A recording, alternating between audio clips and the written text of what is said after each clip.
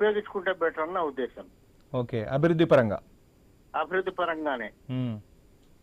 So రాజకీయ పరంగా ఎప్పటికీ కాదు, రాజకీయాలు పక్కన పెట్టి అభివృద్ధి కోసం పనిచేయాలి. ఇప్పుడు పబ్లిక్ కూడా అదే కోరుకుంటారు కాబట్టి ఇప్పుడు అట్లనే వరంగల్ గాని, ఇక్కడ వీళ్ళు చేసిన అదేది టెక్స్టైల్ పార్క్ గాని, ఈ జహీరాబాద్ గాని, ఇవన్నీ వివిధ ప్రదేశాల్లో డెవలప్ చేస్తున్నారు కాబట్టి దాన్ని అందిపుచ్చుకొని వీళ్ళు ఇంకా బడ్జెట్ తీసుకోవడానికి కలిసి పనిచేస్తేనే బాగుంటది.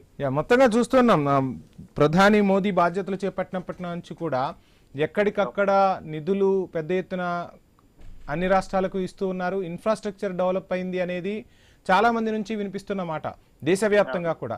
సో ఎలా చూస్తున్నారు అంశాన్ని? అదే ఇప్పుడు దీన్ని వాళ్ళేం పెద్దగా విమర్శలు కూడా చేసుకోకుండా చక్కగా ఒక ప్రధానమంత్రి వచ్చినప్పుడు ముఖ్యమంత్రిగా తను హాజరవ్వడం అనేది అందరము హర్షించదగ్గ విషయమే. అట్లనే వాళ్ళ దగ్గర నుంచి మంచి బడ్జెట్ రాబట్టుకోవడానికి కూడా రాజకీయ తెలివి ఉపయోగించుకోవాలనేది మేము అనుకుంటున్నాం. ఎందుకంటే రాజకీయంగా విమర్శలు చేసే కంటే రాజకీయంగా గెలవడం అంటే వాళ్ళ దగ్గర నుంచి డబ్బులు తెచ్చుకోవడమే బెటర్ అన్నమాట. అది చెప్తుంది ఇక్కడ. ఇప్పుడు ఇక్కడ విషయం ఏంటంటే వాళ్ళు చేసే పని వల్ల మనకు తెలంగాణలో ఉద్యోగాలు చాలా పెరుగుతాయి. ఇప్పుడు కొన్ని లక్షల్లో పెరుగుతాయి ఆ ప్రాజెక్టుల వల్ల.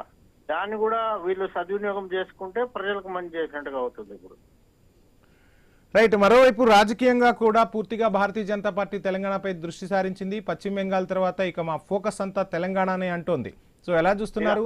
పశ్చిమ బెంగాల్లో ఉన్న మూవ్ ఇక్కడ ఉంటుందంటారా? మరి వచ్చి అన్ని నీకే ఇస్తామంటే కాదు కదా. మోడీ గారు చెప్తుంది ఏంటంటే ఇంత డెవలప్ చేస్తున్నాం కాబట్టి ఇప్పుడు ఎట్లయితే ఆంధ్రప్రదేశ్ లో వాళ్ళు ముగ్గురు కలిసి పనిచేస్తున్నారో అట్లనే తెలంగాణలో కూడా కలిసి పనిచేద్దాం, ఆ డెవలప్ చేసుకుందాం, అట్లనే మాతో కలవండి అని చెప్పాడు అనమాట. సో ఆటోమేటిక్ గా మండలాల్లో జిల్లాల్లో కూడా వాళ్ళ క్యాడర్ పెరుగుతుంది. అట్లనే ఇప్పుడున్న గౌరవ రామచంద్రరావు గారు కూడా ఇప్పుడు బీజేపీ మెయిన్ ప్రెసిడెంట్ కాబట్టి ఆయన ఒక సీనియర్ అడ్వకేట్ కాబట్టి ఖచ్చితంగా ఆయన పాత్ర కూడా అందులో ఉంటుంది.